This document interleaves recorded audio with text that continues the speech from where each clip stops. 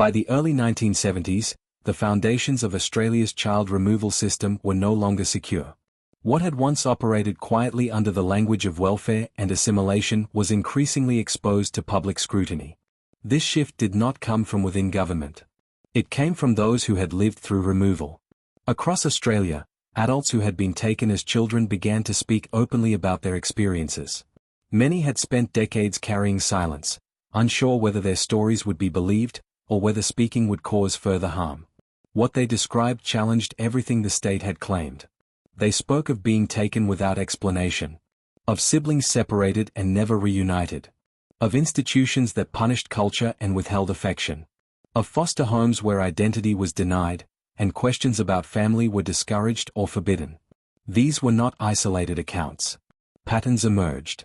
Stories echoed one another across states, decades, and institutions.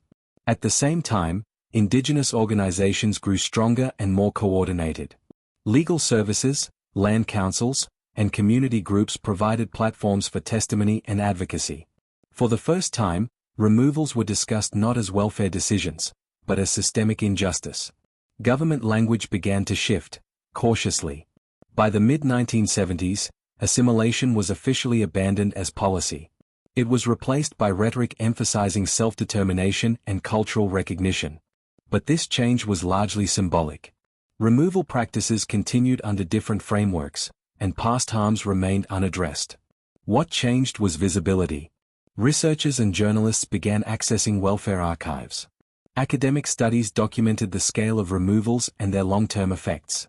Evidence accumulated that Indigenous children had been removed at extraordinary rates, often without legal safeguards or meaningful review. The idea that removals were rare or benevolent became increasingly difficult to defend. Throughout the 1980s, pressure mounted for formal investigation. Indigenous leaders called for acknowledgment, accountability, and reparations. Families demanded access to records that had been sealed for decades. Survivors sought recognition not only of loss, but of wrongdoing. Governments responded slowly. Some states introduced limited reforms. Others resisted, citing legal complexity or financial cost. The fear was not only moral, but institutional. Acknowledgement would imply responsibility. Responsibility could lead to liability. Still, the testimonies continued. For many survivors, speaking publicly was painful. It reopened wounds that had never healed. But silence had protected the system, not the families. By the late 1980s, it was no longer possible to claim ignorance. The removal of Indigenous children was being reframed nationally, not as a misguided policy of the past, but as a profound breach of trust and human rights. What remained unresolved was the question at the center of this reckoning. Would recognition remain symbolic, or would it lead to truth? By the late 1980s, calls for recognition had moved beyond moral appeal. Indigenous communities were no longer asking to be heard. They were demanding accountability. Survivors of removal sought access to records that had defined their lives in secret. Welfare files, adoption papers, institutional reports, documents that had been sealed, lost, or deliberately withheld. For many, these records were the only remaining link to family, identity, and origin. Access was rarely straightforward. Across Australia, government departments resisted disclosure. Files were fragmented across agencies. Some had been destroyed. Others were released with names, locations, and dates redacted. Survivors were often forced to relive trauma simply to prove who they were.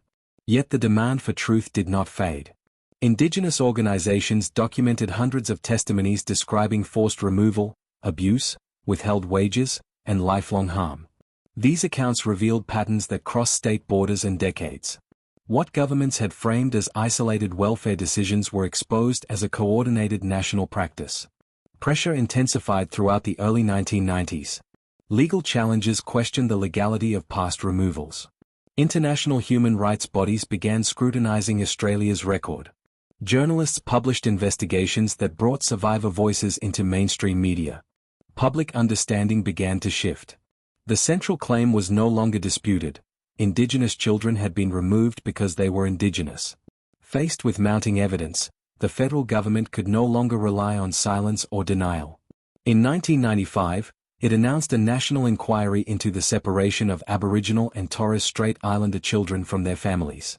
The inquiry was unprecedented. For the first time, the state formally invited survivors to testify about removal, not as welfare cases, but as victims of systemic policy. Hearings were held across the country. Testimony was gathered from Indigenous families, churches, welfare workers, and government officials. What emerged was overwhelming. Stories of children taken without consent. Of siblings separated permanently. Of institutions that punished culture and normalized abuse. Of foster placements that erased identity. Of families searching for decades without answers. The inquiry did not uncover new facts. It confirmed what Indigenous communities had said all along. By the mid-1990s, it was no longer credible to describe removal as benevolent. The language of harm entered official discourse. The question shifted from what happened to what responsibility the state would accept. Still, resistance remained. Some officials warned that acknowledgment could open the door to compensation claims. Others argued that present governments could not be held accountable for past actions. The fear of consequence continued to shape response. But the inquiry had changed the terrain. Survivors were no longer invisible. Their experiences were recorded, archived, and recognized as part of national history. Silence, the system's greatest protection, was broken. Whether truth would lead to justice remained uncertain. But the state had been forced to listen. If these histories matter to you, staying with the series helps ensure they remain part of the public record. In 1997, the National Inquiry into the Separation of Aboriginal and Torres Strait Islander Children released its final report. Titled Bringing Them Home, it was the most comprehensive official account of removal ever produced. Its conclusions were unambiguous. The report found that the forced removal of Indigenous children had been widespread, systematic, and driven by government policy.